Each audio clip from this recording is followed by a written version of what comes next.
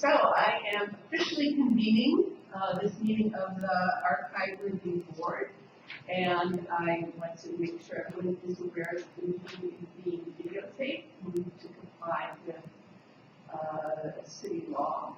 So know that, and all rights that you might have to your persona on videotape are not yours anymore for the purposes of this meeting. And I think that's all the disclosure that is required. This would be, we will move in the future to live stream this as the law contemplates, but we can still comply with the law and videotape it and post it within 72 hours of the adjournment of the meeting, and that's what we will do. Okay, so I'm going to also circulate the sheet so everyone signs in. Show them your signs in. So as if you were a visitor, as opposed to yeah. So the first part of the meeting agenda is introductions. So I think we can just start going on this way. I'm Paulson Toole, Commissioner of the agency. I've been here since the end of March.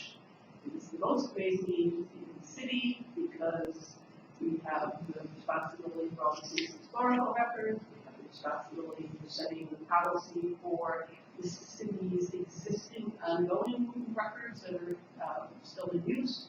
And we have the responsibility of making government information available to people. So there's a lot to be done, and I think it's great that we are convening this board to begin looking at how we process and our historical papers. It's that we'll think a little bit more broadly and think about some electronic records. So. I'm Ian Basson, in addition to being on the board, I'm also Deputy Counsel to the Mayor. Previously, I had been Associate Counsel to President Obama, where I also did work with the Presidential Records Act, the Federal Records Act, and transparency issues at the federal level, and all of the issues. Commissioner, you can see that. I am Sylvia Fuller, and So if I could just ask you to look up the slate a bit more. sure, I am Sylvia Fuller, and I started here as the director of the archives in July. I have been an archival consultant in New York for about 9 years prior to that with the Liver Group, and worked with various organizations and government entities as well, and nonprofits. So I'm bringing in my scope of experience here to help facilitate making records more accessible. I am Chris Hogan. I've been a member of the board since 2002, and I'm in the process of retirement from the New York Public Library shop of some of the Institute of Culture. I've been the exhibition curator and senior researcher. I also have been a member of the New York City Landmarks Preservation Commission since 1995. The user of this wonderful archives for the meeting. Excellent. Good idea, Chris. Ken Cobb, Assistant Commissioner at the Department of Records. I started as a student intern in 1978 and became Director of Archives in 1990 and Assistant Commissioner within the Department in 2005. And I'm Marcy Weedman. I'm the Vice President of History Exhibitions at the New York Historical Society. So I curate history exhibitions. And I work with many other local nonprofits over the years and use these projects. Excellent. I thought it might be helpful just to review the purpose and the composition of the board. So we're all on the same page. It was established, the City Council passed a local law that was signed by the mayor in 2003 that made an archival review board consisting of 5 members, the commissioner, and 2 members appointed by the mayor, 2 members appointed by the speaker of the City Council. All of the members serve a term, so it's a 4-year term. And the board is required to meet quarterly. It's not always been the practice, but we like to really tap into the knowledge and meet quarterly. And to annually report to the mayor on the archival processing of any city papers during the year for which the report has been written. So the report that was circulated for review and then discussion consists of 2 parts. One is the section from 2009 through 2013, because the board was convened sporadically and the last report was issued in 2009. So it seemed worthwhile to bring the world at large up to date on the work that has been ongoing, and then to also brief the world on the current work of the archivists. So, having said that, I also wanted to report on the accession of historical records to city officers, because that is part of the review process with this board. If we were to contract with an outside entity to process the records of city government or a particular city official, the members of this board would have the right to inspect that contractor, to ask for an accounting of them. We're not doing that. I just wanted to let you know in case you want to show another responsibility. So in looking at the charter, it became clear that the law requires us to hold the records of public officials, and we do that. We do have an arrangement with the LaGuardia Wagner Archives at LaGuardia Community College, headed by Richard Lieberman, who I would just like to note is another member of the Archive Review Board but cannot be here today. He was going to call in, but a longtime member of his staff recently passed away in the funeral this morning. So, but Richard has the papers, for the LaGuardia Wagner Archives have the papers of the City Council. They're holding them for us and they're processing them according to archival standards. So putting aside the council papers, we have the borough president's records, and then we have the citywide records. So on the citywide basis, we have, I think to the best of our knowledge, all of the electronic and paper holdings and the gifts from the prior administration. We're working with the law department on a process for reviewing the records for privilege, attorney-client privilege in particular, so that they can be then made available to the archivists for processing. This list, which I will hand out for you, the categories of records are voluminous, and if you look at this sheet, it has like 20 categories of all of the electronic data gathered by the prior administration, used by the prior administration. There was a survey conducted by archivists from NYU, and in a way of trying to begin to think about the process of archiving the records from the Bloomberg administration. And so they have laid some groundwork for how we might proceed. And we followed up with them. I recently learned about this.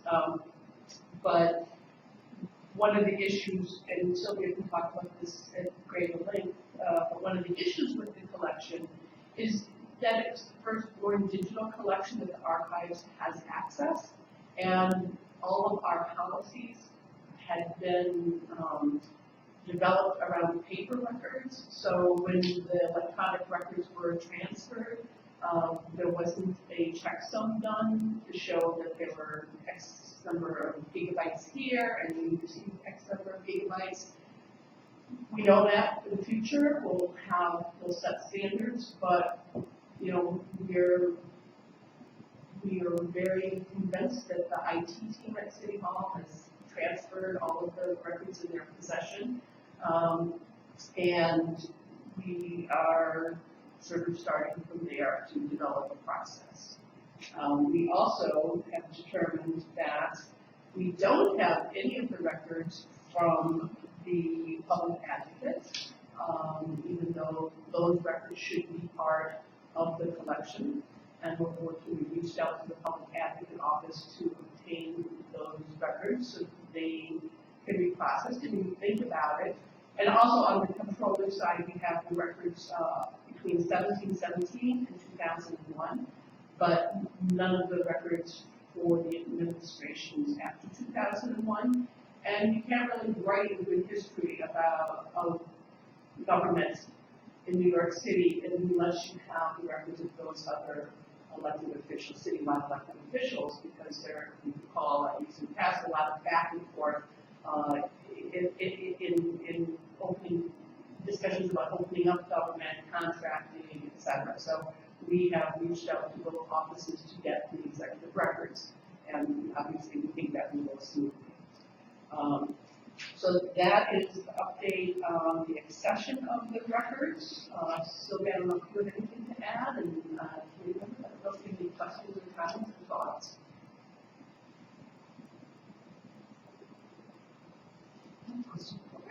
How are records from different state agencies obtained? I mean, not so much how they're actually accessioned and processed here, but how do we go about the job of actually getting them from all over? I am going to turn to Ken for this answer because it combines the archives and record management functions of the agency. We work closely with the records management agency, which stores for 50+ agencies, numerous courts, and all the records in their jurisdiction are there by virtue of the schedule. It says this record needs to be maintained in the office for 5 years, and then you can go to the offset facility for 10 years, at which point it's no longer needed by the agency. The archivists review that record to determine does it have historical permanent value, yes or no. If it's yes, then we may put this transfer of the records. This will transfer of the records themselves and the intellectual,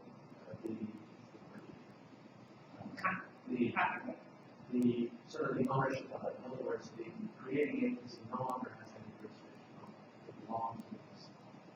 At the point at which you say it has value. So then we then put it in the archive, we can process it, we can reformat it, we can make it available. If the answer is no, that's not permanent value. So most of the records come through that record management system.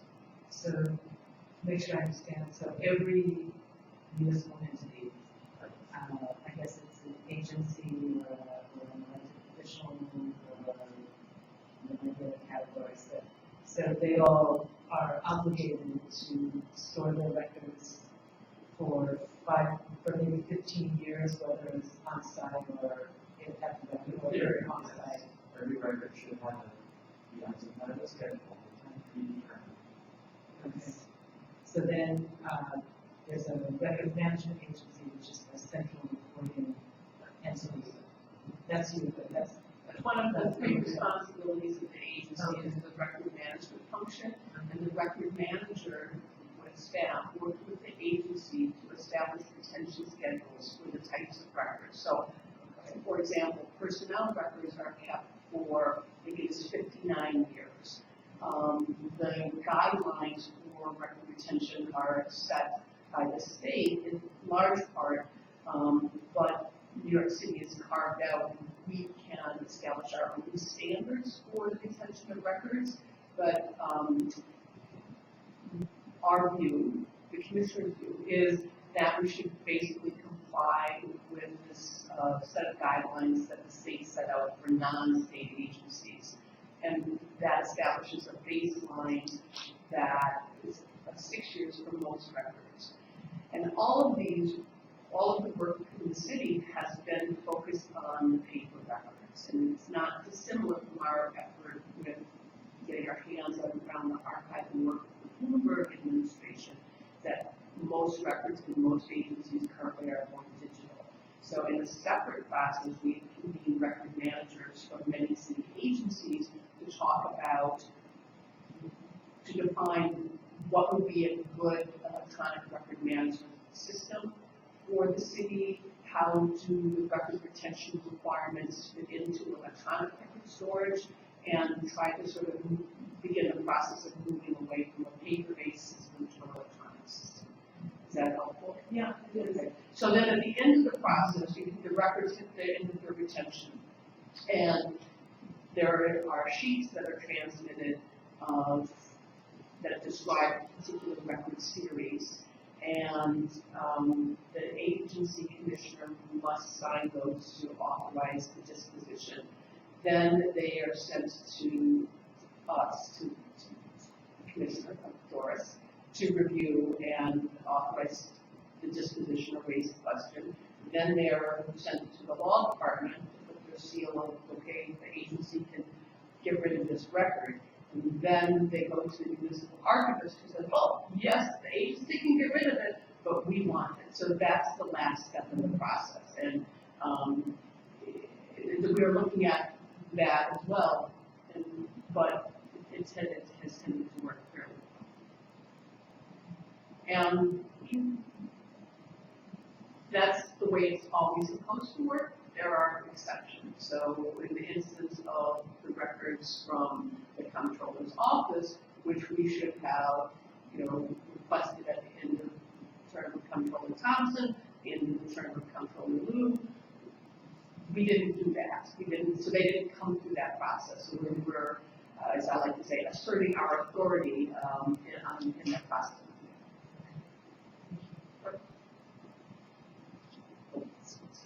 Good question. So, any other questions? I imagine at the next meeting, and we'll get to that, I'll say that because of that part of the agenda. My imagination is messed up. So the next part is our report. I hope people get a chance to read it, and if you have any comments or suggestions or questions, we would be pleased to take them. Amendments, edits.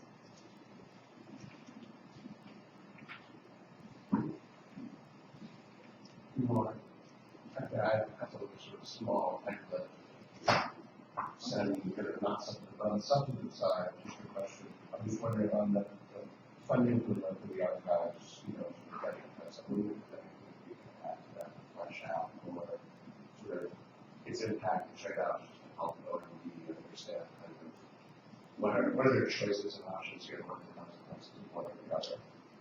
Eventually get those types of requests for bank members together. Okay.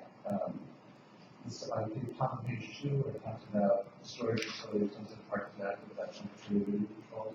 Are there records that are currently at risk because of that, or is that Yes.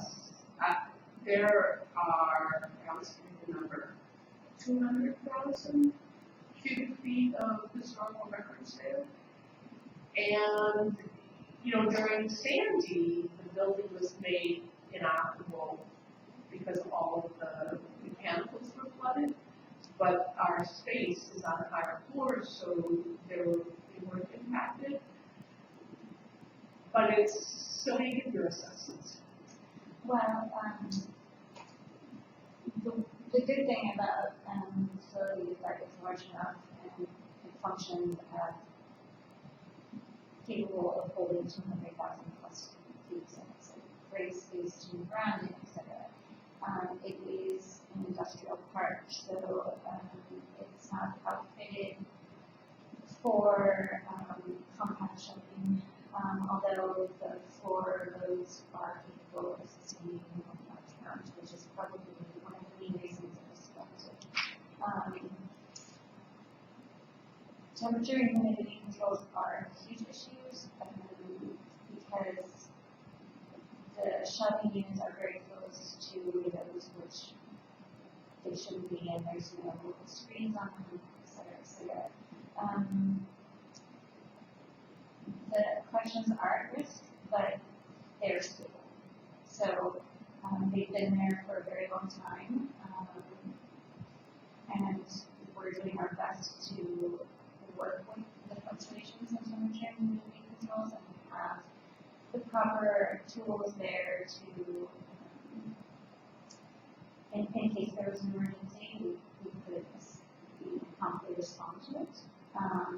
But it is not an ideal place for this sort of work.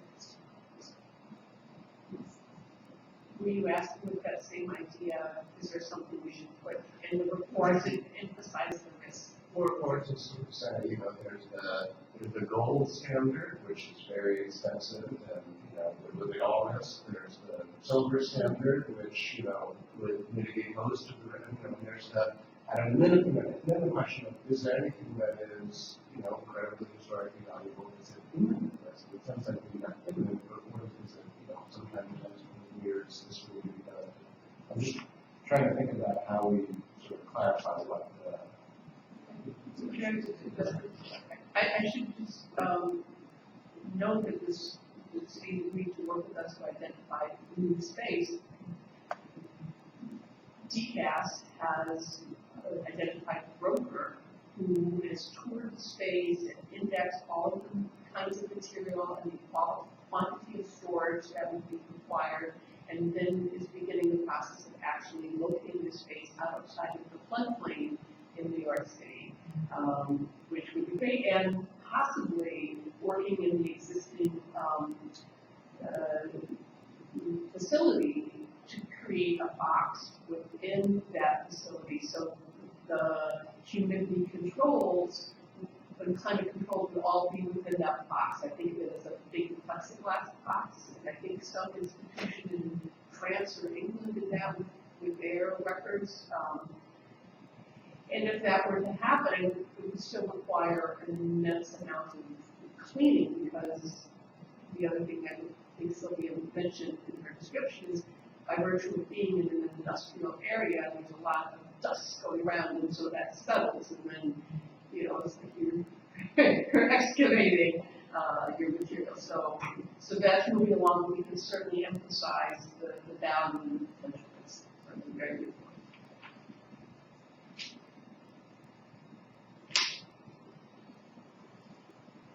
I have a few things to do. Do you have yours? no.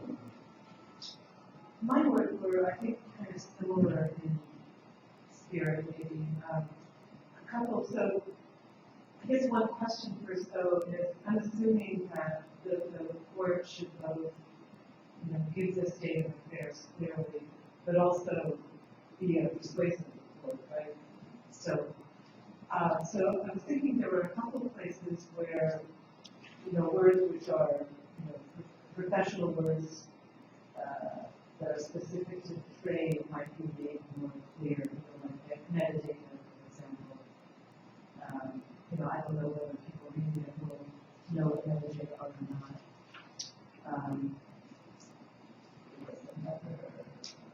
There was, in that same paragraph of metadata, the inherent ontologies or representative collections. I could imagine, I wasn't quite sure what that meant, so I could imagine what that meant. Okay. All right. So I would say just get into the jargon if possible. Okay. Under the role of the archives, I thought we could add nonprofits or cultural organizations, some way of, are also users, you know, in addition to government agencies. So I thought we might add that through. Just on that, can we frequently lend the materials from the archives to other institutions? The Historical Society, but also museum procedure. So maybe we should add a section that recent loans. Yeah. And ripping on your very good idea, also there have been so many books published that reference the archives.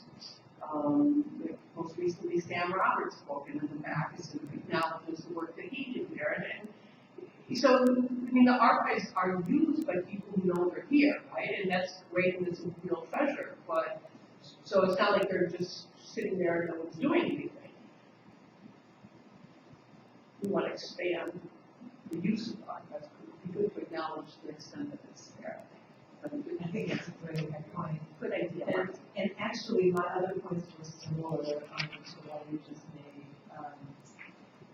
So in the section on, when you talk about the summary of the processing activities on 10 to 15 years, the ones that the projects, what happens is that about number 6, when we get into digitizing department of bridges, plants, and structures, the description starts getting a little bit more meaty, where you can imagine how this was used and what the benefit was. And I could imagine trying to do that throughout and maybe even pushing it. So it could give me examples of either fabulous materials that are in that collection or interesting projects that use these materials. So very similar to the point that we just made.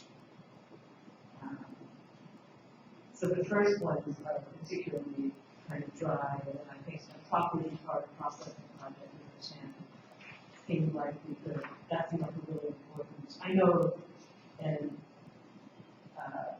Chris, if you're on the Landmarks Preservation Commission, people, in the preservation community are using these materials constantly. So I could imagine beefing up that section, more description, I guess. I think those, I also wasn't sure in the piece which says collections processed in 2014 on page 2.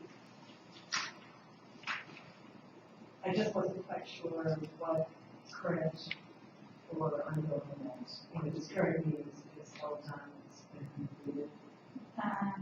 Current is, it's very close to being completed, and it's a project that was initiated this year. Digitization is, and will be completed. Digitization for the advanced kind of questions, there's no real kind of date in sight right now, so that's still kind of being planned. Good. Good. And we would want to provide descriptions for those questions. Yeah.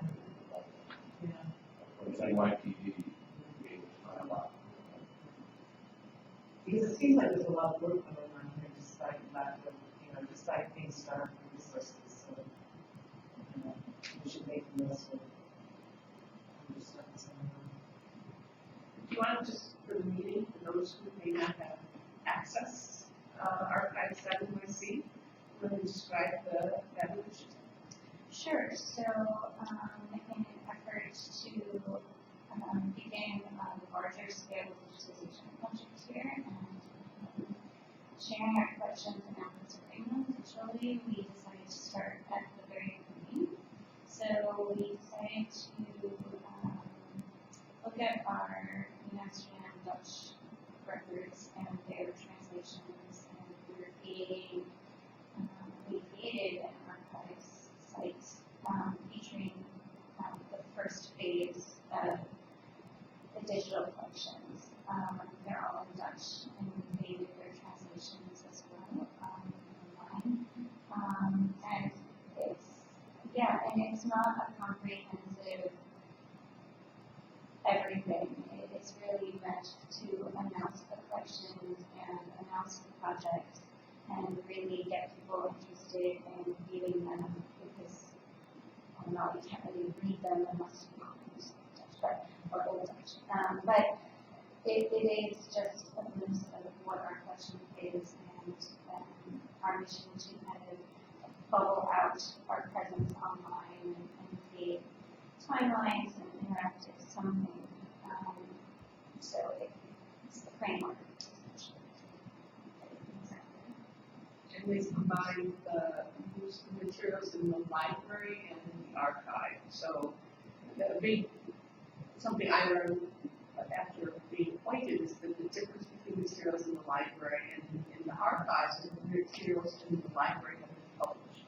But many of them are archival in nature. That's the way things are, the definitions are split.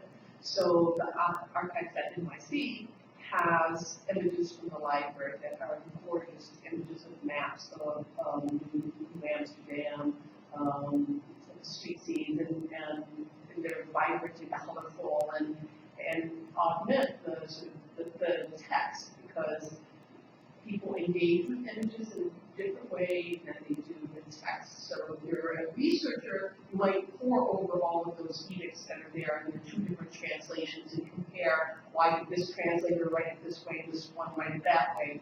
If you're a casual observer, you might glance at Peter Stuyvesant's first edict and maybe another one, and then look at these really beautiful images and the description of them from the collection and say, this is really cool.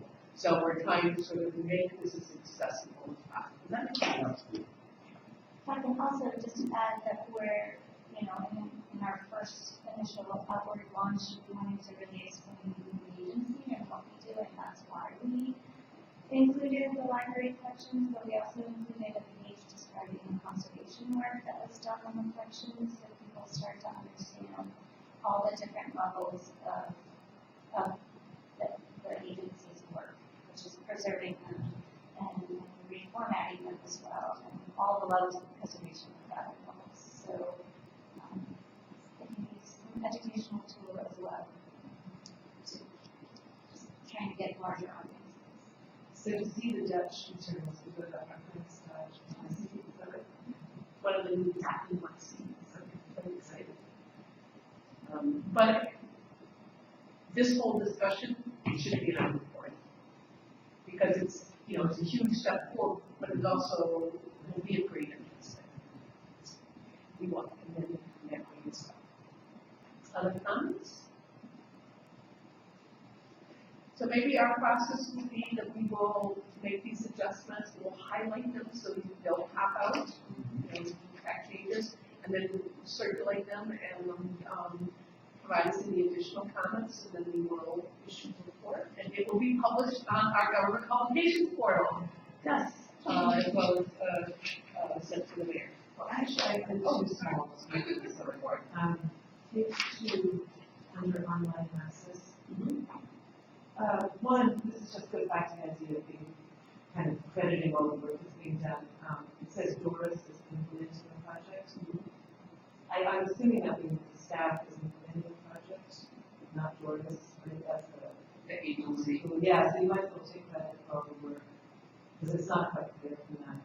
Okay. And also, I know that those, in the next paragraph where you're talking about supplying patrons with low-cost prints, I think somewhere I saw maybe an earlier material, it seemed like there's a large number of prints that were being supplied. So I don't know if you wanted to either, crow a little bit about the amount of outreach, about the amount of material you're supplying, or talk about the revenue. I don't know if the idea of generating revenue is something to discuss or not. Ken, how many documents do we have? Are we digitizing? First, and third? 9.5 million. Bringing in about $1 million a year, thanks to our very well.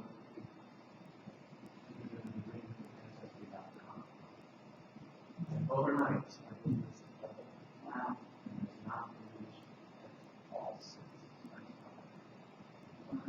It's amazing how much knowledge you go with this. But, Yeah. but I think if we're still working with the microfilm, and in the meantime, we are digitizing it. So once that process is complete, the providing access to them, the servicing, that will be helping on. And the 9.5 million documents is actually it's double the number of images that you have to do the front and the back. 17 million images. And we have this really great group of people from Westchester County, You're saying this is the same. state industries, disabled base in Westchester County who employ folks, and they cut up the records and feed them to scanners and do quality control. It's really a great effort. So we should expand on all of that as well. I get it. Good. The revenue piece will change though, because the cost of the amount an agency can charge for the item, it can only equal the cost of producing the item, so the Office of Management and Budget has a process for calculating that cost. And when the records are digitized, that cost will go down. So the revenue may go down, or the volume of requests may go up. So we'll have to see how that shakes out.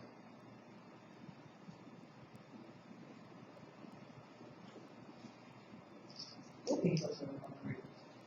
Right?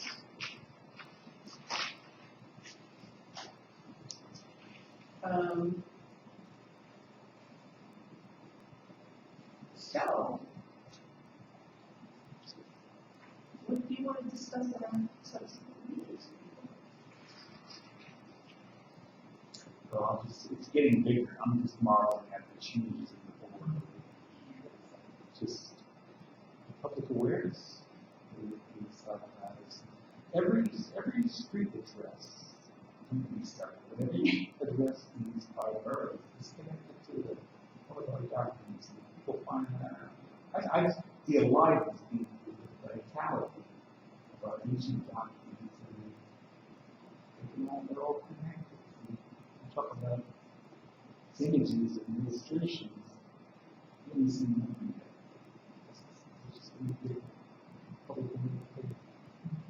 this is what happens when you return and study things like web design. That's what's going to happen. You want to volunteer? We have plenty of volunteer opportunities. You'd be more than welcome. The public is very comfortable with images.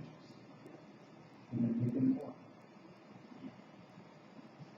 Well, we have, can convene an ongoing meeting of the archival staff to think about the collections that we do have and what should be prioritized for processing and digitization and to make available. And perhaps that would be something you would want to report on to the next meeting. Most of those actually are paper records of the city, so we're literally compliant with the law, but given your experience as historians, that might be an area where you would say, well, I understand your bounds, but I see the trends and interests going in this direction, so this is what I would emphasize. You might get questions about the collections that aren't in that short list. So on that point, how did, these are sort of the motion 2010 2013 are kind of five sort of subsets of different times of the 1879 to 1893 felony event records. So, how is it that these particular subsets of records are the ones that definition are there? Oh, more than 200,000 cubic feet of them, but Ken, take it away. Well, some things like that are actually continuation of something we've been working on since 1980. We have now built the most comprehensive collection of records pertaining to the administration of criminal justice in the English speaking world. 1684 up to the 1980s, all different formats. Case files, docket books, photographs, indictment papers, and so on. So that was actually this. Number two is probably the 10th project we did. We had good support from the NIH evolving this criminal records. And as is number three, the other has a chunk of that. So, And so there were prior iterations that were under decades, another years. so we're grappling, we kind of taking care of the 19th century, and we did the 20th century. And until recently, the NIH was very supportive of our projects. It was much like the same that they used to do. So that's that. For each one of these, there's probably kind of a backstory that explains why that seemingly random collection is the subject of a project. Same with number 4. That was an ongoing project. 250 photographs. It was probably one of our most important sessions in the last decade. The first serious record series that are ever released by the police. And it's unbelievable when that funding is out there. And I imagine that the researchers in the criminal justice space often find us because we have this, and then go through stuff. Do we do anything to find them, people who might not have realized that we would just upload all of this and say, here's the set of people who are potentially doing this research and come in and take a look? Well, as part of our, we sort of promise to do that, and whatever suggestions you might have to help us get information out there. I should add that the reason we do the criminal court records is not because of the crime, it's more because of the information in those records about citizens. You find out about families and where they live and their occupations and what they own and so on. Not so much about the crime. It's something else. It's very good records and those interactions that people have with people. So a lot of the early history has been done on using criminal records and they're the most detailed. The most wonderful records, yeah. Seeing people age from the first arrest at 16 to 65 is phenomenal. And we also think of what interactions does the average citizen have with local government? School, that's another one of our world things about and criminal justice. So I think Ian's suggestion is one that could lend itself to a good project for an intern, which would be to identify the researchers in the criminal justice field, sort of a little bit more broadly, going, I'm sure we typically inform the historical association, the archivist association, but maybe we should contact political scientists and sociologists and their umbrella groups to just push the information out through whatever newsletter or email or update on their website that might exist. Because that will broaden the circle of people who are aware. Yeah, I love the idea of doing a listing of candidates of notable exhibitions or books that the producers use in the archive. And it would be great if we can help build that list by reaching out to people and saying, hey, if you're looking for a topic, here's a whole new collection of literature. Right? And we have the chance, you have the chance as the board to give shape to what our next steps are. And, I think there is another board that has 3 R's, archive, review, research, and something else board with 15 members that we hope to convene. And that will be a mixture of people from the community, from various communities in the city and academicians, so we can continue to broaden the discussion about how the archives can get used, but this is a great way to get started. We work with city lore. I know. So, so then your suggestion about looking next time at the kinds of priorities that you're setting for next steps kind of goes along with what Ian's talking about, right? So I think that'd be a great discussion.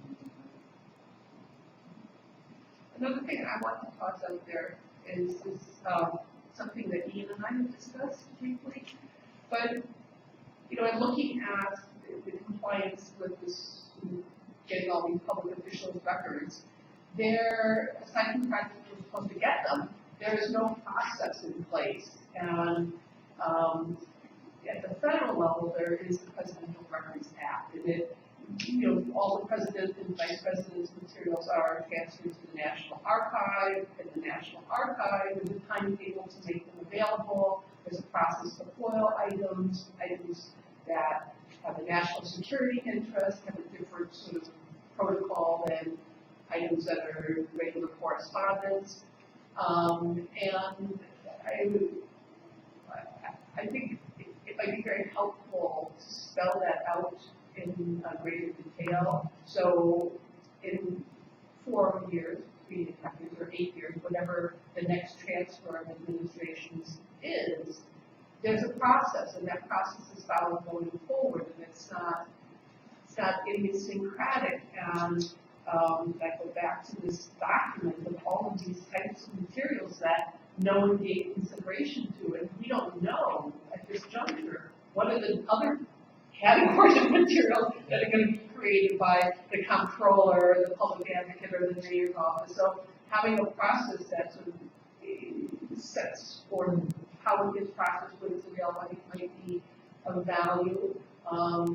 The goal in my mind would be to have some Wall Street history research on best practices and then bring that back as a possible set of rules or that would be something we would want to discuss. We would want to discuss how we are processing the collections that we do have that are more digital, help us think about the standards for that.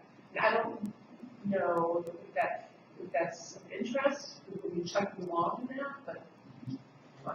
One thing that I realized is Anthony Kroll, former council member, teaches a class on city law here at law school, and actually reached out recently looking for projects that we could give to students to research for current issues that we're trying to work on. And that would be what I think.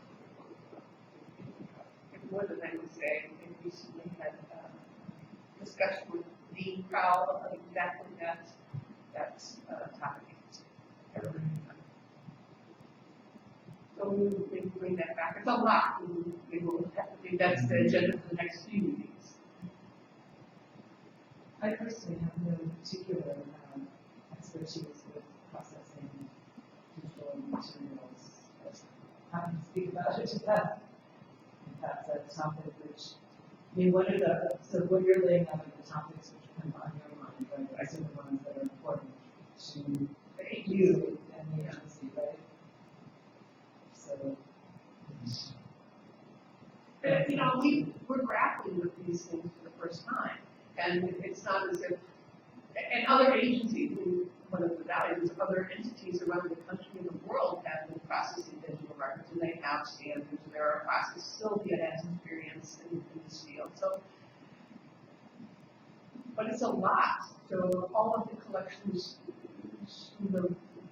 what do you start with, and how long is it going to take, and where are the resources, and if you're focused on all the more digital records, what happens to those really fabulous records from the transportation department from the mid-19th century? What are you going to do to them? I mean, that's those, how do we process the digital collections, and what are the priorities of the agency get linked at some point?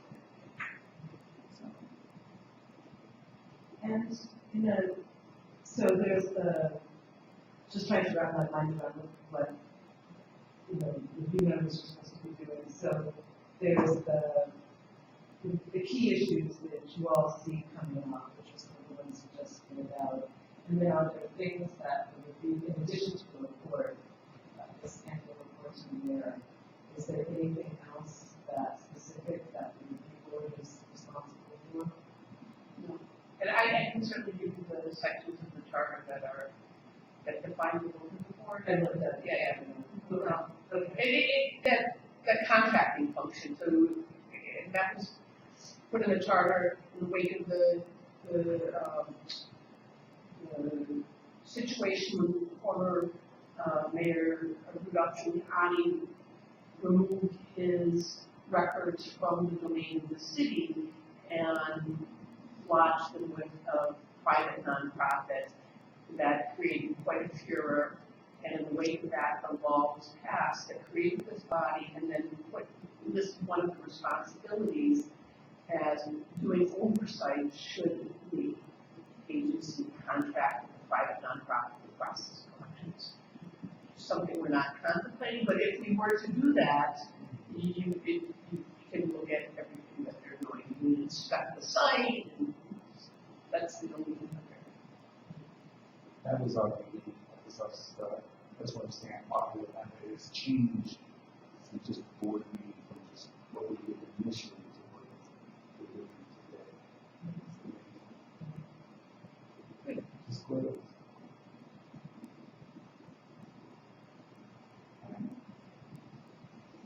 So, there are topics that come to your mind, if you send an email, be happy to be as responsive as possible, and make them, they have a discussion about whatever which we should be talking about. And now, the trickiest part of the meeting, which is setting a quarterly schedule. And it seems to me that in general, what happens is you don't set the schedule and you put it on the calendar, it just doesn't happen. So, this is the third Wednesday of the month. Could we say the third Wednesday of each quarter? So, March, June, September, December. Does that work for people? We would send out a meeting notice to put on everyone's calendar.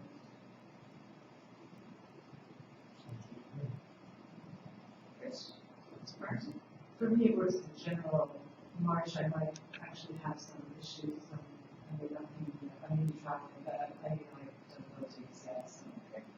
We'll go with the third Wednesday of each quarter. The time is fine, 10:30. Teresa will send out a notice. That will be the presentation. What was that date? The next date? The third Wednesdays will be the March third Wednesday in March, March 18th.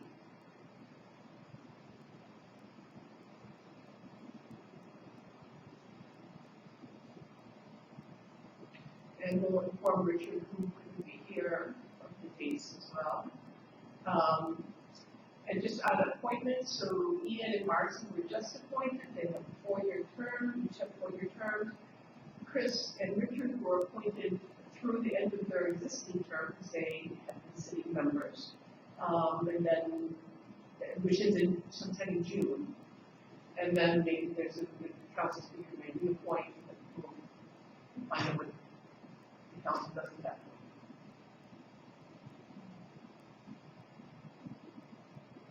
Any other business? Well, if you haven't visited the Broad exhibit on the first floor, please do.